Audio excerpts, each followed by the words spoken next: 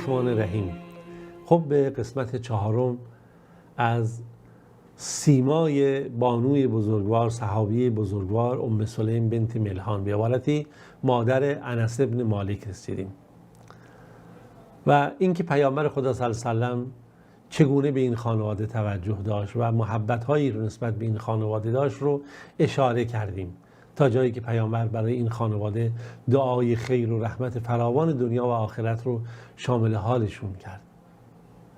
و این نگاهی بود که پیامبر نسبت به اینها داشت، برکت خیری بود که توسط دعای پیامبر و رحمت‌های پیامبر خدا صلی الله علیه و سلم در خونه این بانوی بزرگوار شکل گرفته بود و پدید اومده بود. و از بخشندگی ایشون صحبت کردیم و از اینکه چگونه ابو طلحه انصاری همسرش مسلمان شد و مهر خودش رو اسلام همسرش قرار داد. و نکته‌ای که در ادامه این داستان می‌خوایم با هم داشته باشیم این بود که ایشون هم سعی می‌کرد از موقعیت‌ها و مکانیت‌هایی که پیامبر خدا صلی الله علیه و سلم در قرار درش میگیره از اون برکت بهره مند بشه. نیا کنید یک بحثی رو برخی از صحابه داشتن به نام تبرک به پیامبر خدا صلی الله علیه و سلم که حالا این رو ما در زندگی ام سلیم میبینیم که ایشون به این مسئله خیلی اهمیت میداد که امام بخاری، امام مسلم این رو نقل کردن، تصاویری که ایشون در هر فرصتی سعی میکرد که بالاخره به نوعی از برکت و خیر رحمت رسول خدا صلی الله علیه و سلم بهره مند بشه. حالا مواردی رو نقل کردن که من چون در صحت و سقمش زیاد اینجا اطمینان ندارم سعی میکنم عبور بکنم، ولی فقط اشاره بکنم به اینکه ایشون بسیار محبت داشت به پیامبر خدا صلی الله علیه و سلم و از آثاری که از پیامبر به دست آورده بود از اینها به عنوان تبرک استفاده میکرد و همون گونه که از برخی از صحابه در این موقع نقل شده که این موارد رو هم اونها هم داشتن. حالا گاهی از موی رسول خدا صلی الله علیه و سلم، گاهی از محلی که پیامبر خدا مثلا نشسته بود، پیامبر خدا صلی الله علیه و سلم مثلا یک بار از همون مشکی که اونجا مثلا درش مثلا آب بود یا چیزی بود، غذایی بود، مثلا همون نوشیدنی چیزی بود، مثلا میخورن، رسول خدا صلی الله علیه و سلم ایشون میاد اون قسمت مشک رو میبره برای خودش به عنوان یک خیر و برکت قرار میده و نگر میداره، چون براش مهم بود این مسئله. حالا این دیگه به اون معنایی که امروز خیلی اهل خرافات هستن نیست، یک احساس محبتی بود که در بین مسلمانان وجود داشت. گفتم که حتی نقل شده که در پیامبر خدا صلی الله علیه و سلم زمانی که خواست در منا موهاشون رو تراشیدن، ابو طلحه هم یه مقداری از موی رسول خدا صلی الله علیه و سلم رو گرفت و آورده بود پیش ام سلیم که این رو بالاخره در اونجا نگر داشته بودن. و همینم من اشاره کردم به اون بحث اینها که امام نووی نقل میکنه که اون قسمتی رو که از اون مشک مثلا به اصطلاح ما قربه برید این رو حفظ کرده بود و به عنوان تبرک داشت، نه به عنوان یک امر مسخره و مثلا چیزی برای به عنوان حداقل بگیم به عنوان یک یادگاری مهم به اصطلاح امروز.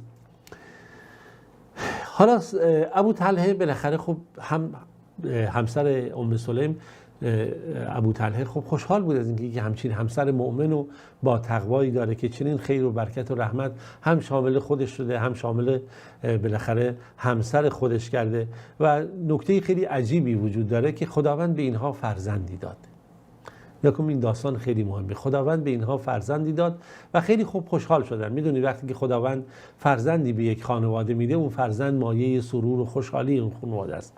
اسم این فرزند رو گذاشتن ابا عمیر. یادتون باشه ما در اون داستان گفتیم که پیامبر خدا صلی الله علیه و وقتی اومد خونه‌شون یه بار گفت یا رسول الله، ام سلیم گفت که این پرندهش مرده، پرنده‌ای داشت که باش بازی میکرد. پیامبر دست رو سر ابا عمیر گذاشت و گفت ابا عمیر نوغیر کسی پرندت بود چیکار میکرد، تعریف کن. اینو مثلا دلداری میداد. خب اسم فرزندشون رو گذاشتن ابا عمیر و ابا عمیر خب پسر کوچیکی بود و گفتیم با همین پرنده بازی میکرد و بالاخره مورد محبت همه بود. همه سعی میکردن، خب هر کسی میخواد بالاخره محبت یک خانواده رو داشته باشه، به فرزند اون هم توجه میکنه. اما تقدیر این چنین شد که ابا عمیر بعد از مدتی مریض شد. این پسر کوچیک، این تفلک مریض شد و داستان مریضی ایشون و وفات ایشون خیلی عجیب و غریبه. برای من و شما ممکنه میگم یه قصه به نظر برسه، باور نکنیم اونچه رو که در حالات خودمون و در تصاویر زندگی خودمون میبینیم. میگیم آقا این کارو نکنیم، این کارو نکنیم، این بدعته، مثلا کاری نکنیم خدا ناراضی بشه، خشم نگیریم، عصبانی نشیم، غیبت نکنیم، ولی متاسفانه مبتلا به خشم میشیم، مبتلا به غیبت میشیم، مبتلا به تهمت میشیم، مبتلا به سخن تند و ناروا میشیم، در برابر مصیبت ها دچار جزع فزع میشیم، یک چیزی دیگه ادعا میکنیم و یک چیزی دیگه متاسفانه از خودمون نشون میدیم. اما یاران رسول خدا صلی الله علیه و سلم این گونه نبودن که ما این رو فکر میکنیم. خاطره داستانی که برای اینها در زندگی ام سلیم و ابو طلحه انصاری اتفاق میفته داستانی خیلی عجیبه، داستانی که تاریخ تا قیام قیامت از اون چنان یاد خواهد کرد که بشر مشابه اون رو شاید ندیده باشه. ماجرا به اون برمیگرده که ابو عمیر گفتیم مریض شد، ابو عمیر همون پسرشون مریض شد. ابو طلحه رفته بود بالاخره به مسجد و در زمانی که تو مسجد بود اینا خب تو خونه بچه مریض بود، بچه مرد، بیماری بود دیگه، مرگش فرا رسید و ام سلیم وقتی دید که این پسر مرده خب چیکار باید میکرد؟ از اون ور هم شب بود، ابو طلحه را نمیخواست که بالاخره در این شب نگران بکنه و اینها، هیچی نگفت، صبر کرد، گفت انا لله و انا الیه راجعون، یعنی ما از آن خداییم، ما در ملک خداییم، الله مالک ما هست. نگاه کنید، ما از جنس خدا نیستیم، دچار اشتباه نشیم، ما در مالکیت خواهیم، انا لله و انا الیه راجعون. خب بالاخره هر ملکی هم به سوی مالک خودش برمیگرده، مخلوق اونیم دیگه. ایشون هم همین گفت انا لله و انا الیه راجعون. بعد اومد همونجا که بچهش مرده بود اونجا اون بچه رو بالاخره روشو پوشون. بعد به کسایی تو خونه بودن گفت نگاه کنید ابو طلحه اومد، هیچی بهش نگید، من خودم میخوام بهش بگم نمیخوام، چون ابو طلحه خیلی به این بچه وابسته بود و خیلی این رو دوست داشت. خب این هم مادر بود ولی گفت هیچی نگید تا ببینیم چی میشه. انس بن مالک در تعریف میکنه، میگه بالاخره ابی طلحه ناراحت بود به خاطر اینکه بچهش مریض بود، از خونه رفت بیرون و بالاخره مسجد و اینها، بچه از دنیا رفت، ابو عمر از دنیا رفت. وقتی برگشت گفت پسرم چطوره؟ ام سلیم گفت آرام شده دیگه، هیچ مشکلی نداره دیگه، هو اسکن ما کانه، آرام شده از اون چی که بود، به آرامش رسیده، در شرایط خیلی خوبی قرار گرفته. اصطلاحاً این چیزیه که آخه ما درک نمی‌کنیم. میدونی واقعیت اینه کسی به این مرحله ایمان باید رسیده باشه که مرگ یک واقعیت آرامشه، یعنی عبوری هست از این سختی‌های زندگی دنیا. اگر ما این رو حس می‌کردیم خیلی شرایط زندگیمون فرق می‌کرد. بعد میگه براش غذا آورد و بالاخره غذا خوردند و بالاخره اون شب خوابیدن. صبح که شد یا همون مثلا خستگیشون در اومد برطرف شد، گفتش که نگاه کن که بچه‌مون ابو عمر از دنیا رفته. ابو طلحه صبح اومد پیش رسول خدا صلی الله علیه و سلم، داستان رو تعریف کرد براش. پیامبر گفت چی شده؟ گفت اینجوری بالاخره در یک چنین شرایطی که بالاخره گذشت و همسرم هم به من گفت که بیا که ابو عمر از دنیا رفته. پیامبر خدا صلی الله علیه و سلم براشون دعا کرد و گفت ان شاء الله خداوند شما فرزندی خواهد داد خیر و برکت، و همین چنین هم شد. خداوند داد بهشون فرزندی داد که اون فرزند رو آوردن پیش پیامبر خدا صلی الله علیه و سلم بعد از چند ماه و بالاخره خرمایی هم اونجا پیامبر گفت باهاتون هست، خرما آوردند و پیامبر با دهان خودش این خرما رو نرم کرد و کام فرزند رو با این دهان خرما تبرک کرد و اسم این فرزند رو گذاشت پیامبر عبدالله. و عبدالله ابن ابی طلحه، خوب داشته باشید، عبدالله ابن ابی طلحه این یکی از صالحان اسلام شد و نقل شده که این شخص یک چهره نورانی و بشاشی داشت و ابای ابن رافع نقل میکنه، میگه من این بچه رو دیدم، جزو 5 نفر بچه‌ای بود، پسر بچه‌ای بود که قرآن رو کامل میخوند و از حفظ بلد بود.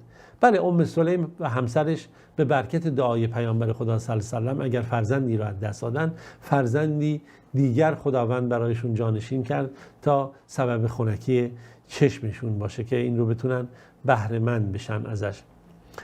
در کتاب سیره حلبیه نقل شده که اشاره به همین نکته و همین قصه میکنه از ام سلیم که میگه که وقتی که ابو طلحه به پیامبر صلی الله علیه و سلم خبر داد که یک چنین اتفاقی افتاده، خیلی جالبه، و همسر من با یک چنین بردباری با این صحنه مواجه شد و برخورد کرد و به من هم بعد از اینکه من اومدم خونه غذا خوردم استراحت کردم و خوابیدم اینها من در جریان گذاشت که چنین اتفاقی افتاده. میگه پیامبر گفت الحمدلله الذی جعل فی امتی مثل صابرة بنی اسرائیل. صابره یک زن نیکوکاری بود که خیلی صبور بود در بنی اسرائیل. میگه پیامبر گفت که خدا رو شکر در امت من هم مثل اون زن چیکار کرده خداوند قرار داده. البته من میگم در صحت و سقم اینها من آگاهی زیادی ندارم و خلاصه ایشون میگه که داستان رو تعریف میکنه ابو طلحه برای پیامبر تعریف میکنه برای که صابره بنی اسرائیل زنی بود شبیه ام سلیم همسر تو. بله بارها و بارها ام سلیم از دعای پیامبر خدا صلی الله علیه و سلم بهره مند شد. انس بن مالک نقل میکنه که پیامبر خدا اومد پیش ام سلیم فاتت به تمر و سمن، برای پیامبر خرما آورد و روغن آورد. بعد پیامبر گفت اعیدوا سمنکم فی سقائکم، این روغن رو بردارید تو همون ظرف خودش قرار بدید. تمرکم فی وعائکم، و این خرما رو هم در همون ظرف خرماتون قرار بدید. فانی صائم، چرا که من روزم. محبت کردید دستون درد نکنه. سپس میگه پیامبر رفت در قسمتی از گوشه خونه و 2 رکعت نماز خوند یا چند رکعت نماز نافله خوند، نماز غیر مکتوب نماز نافله، حالا میگیم سنت بود نماز نافله، اینها خوندش پیامبر. و برای ام سلیم و اهل اون خانواده میگه دعا کرد. ام سلیم گفت یا رسول الله. پیامبر گفت چیه؟ گفت نگاه کنید من یک سفارش خاص برای شما دارم. سفارش خاص من اینه که برای این خدمتکارتون هم، برای این پسری هم که در خدمت شما هست انس بن مالک، برای ایشون هم دعا بکنید. میگه پیامبر خدا صلی الله علیه و سلم هر چه خیر دنیا و آخرت بود رو برای من در اون دعا مطرح کرد و دعا کرد پیامبر خدا صلی الله علیه و سلم. و میگه دیگه بیشتر از اون امکان نداشت برای دعا که بشه دعا بکنیم. خب با ما همراه باشید، ادامه داستان ام سلیم رو انشالله در جلسه بعد خدمت شما با هم خواهیم خوند. تا اون موقع خدایا رو نگهدارتون باشه.